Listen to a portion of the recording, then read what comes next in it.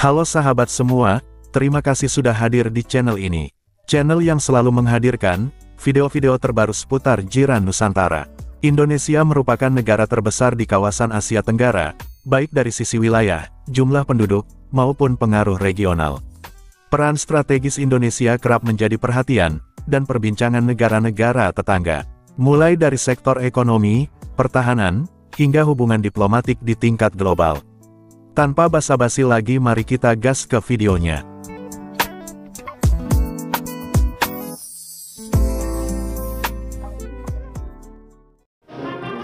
Indonesia kini sedang giat memodernkan aset ketenteraan dan memperkukuhkan industri pertahanannya di bawah pentadbiran Presiden Prabowo Subianto. Subianto telah mengunjungi China, Perancis, Rusia, Turki dan Amerika Syarikat bagi mendapatkan sistem persenjataan, pengawasan dan keupayaan pertahanan wilayah yang baru. Setakat ini, Tentera Udara Indonesia menggunakan pesawat pejuang daripada Amerika Syarikat, Rusia dan Britain, namun sebahagian daripadanya perlu dinaik taraf atau digantikan. Konsep yang ada saat ini, tahun 2025 ini kan terus dilakukan pembangunan di mana arahnya adalah bagaimana kita membangun batalion teritorial pembangunan. Proyeksinya adalah memang nantinya harapannya adalah satu batalion teritorial pembangunan di setiap kabupaten yang ada. Tentunya ini juga akan membantu ketika ada pasukan-pasukan di pengamanan perbatasan. Ada batalion teritorial pembangunan yang juga bukan hanya untuk tempur, tapi mereka juga berinteraksi dengan masyarakat, membangun. Ini kita butuh untuk membangun visi pemerintah di bawah Presiden Prabowo adalah bagaimana membangun kesejahteraan. Tapi tanpa kedaulatan, kesejahteraan itu akan sangat sulit dicapai.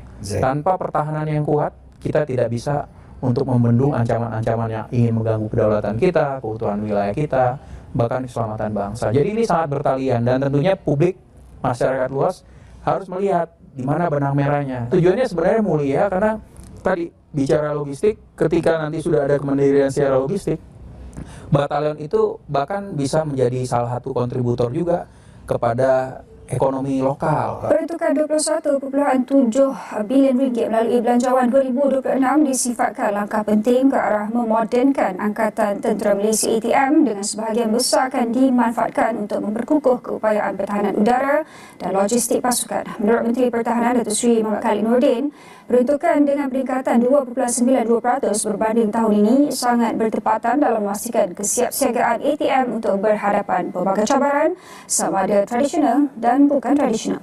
Saya ingin menyentuh secara tegas soal pemodenan dan kesiapsiagaan Angkatan Tentera Malaysia. Kita berada di sebuah rantau yang semakin kompetitif dengan negara-negara jiran melakukan pemodenan aset ketenteraan secara agresif. Dari pertahanan maritim, aset udara, sehinggalah ke teknologi pengawasan jarak jauh. Readiness dengan izin bukan sekadar kehadiran fizikal anggota di lapangan. Readiness adalah kemampuan sebenar untuk bertindak balas dengan pantas, tepat dan berkesan apabila ancaman muncul, sama ada ancaman konvensional, bencana alam atau perkembangan geopolitik yang memerlukan deployment dengan izin segera. Radar kita mesti berfungsi tanpa kompromi. Kapal kita mesti siap berlayar jauh lebih lama dan lebih jauh. Helikopter dan pesawat kita mesti dijaga, diselenggara dan mempunyai kadar ketersediaan yang membanggakan. Jadi soalan saya kepada Kementerian, adakah peruntukan ini benar-benar cukup untuk memastikan bahawa setiap aset yang kita memiliki bukan sekadar simbolik, tetapi benar-benar boleh beroperasi bila negara kita memerlukan? Datuk Pengerusi, kedua, saya ingin memberi fokus mengenai kebajikan, pengiktirafan dan juga sokongan kepada anggota tentera serta veteran.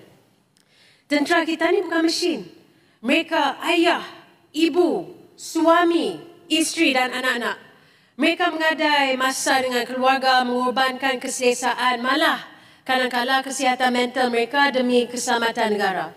Jadi Bukit Bendera mendesak Kementerian supaya menaik taraf kuartus tentera secara menyeluruh, memperkukuh perkhidmatan kesihatan mental dalam perkhidmatan, menyediakan program peralihan kerjaya yang benar-benar berfungsi dan juga memastikan keluarga mereka tidak terbeban ketika anggota bertugas di luar kawasan. Hampir 120,000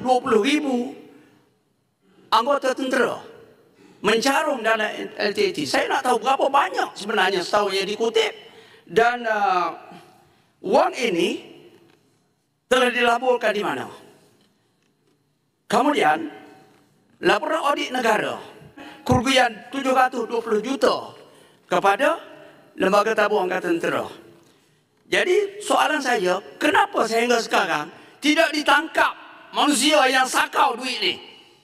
Kenapa minah diam, membisu? Kemana perginya duit anggota Angkatan Tentera ni? Jadi minta Menteri selesaikan masalah ni, dan pensakau-pensakau ni mesti ditangkap, mesti dihukum, sebab duit ni duit anggota Angkatan Tentera, termasuk duit saya juga. Jadi itu soalan saya.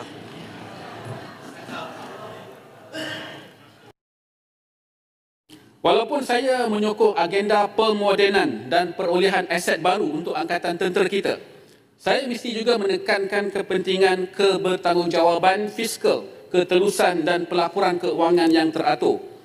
Justru merujuk kepada butiran 00200 kelengkapan Tentera Darat dan butiran 00400 kelengkapan Tentera Laut. Kedua-dua butiran ini mencatat kenaikan perbelanjaan tertinggi berbanding tahun 2025, iaitu masing-masing peningkatan 295% dan 171%.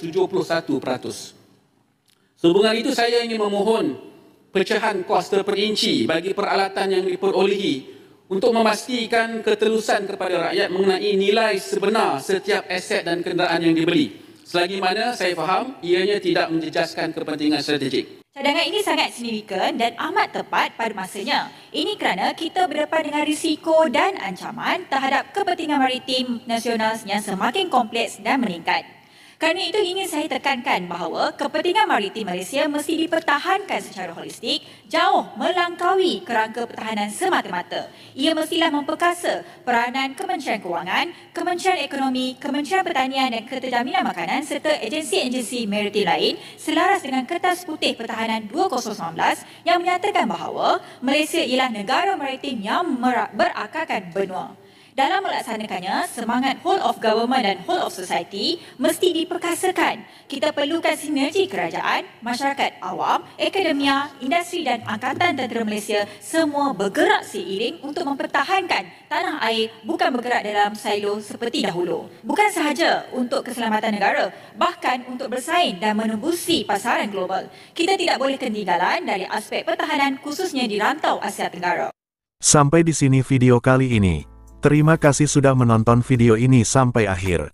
Semoga sahabat semua diberikan kesehatan, panjang umur, sehat selalu, jaya di laut, darat, dan udara. Dukung terus channel ini, dan nantikan video-video terbaru lainnya. Sampai jumpa di video berikutnya.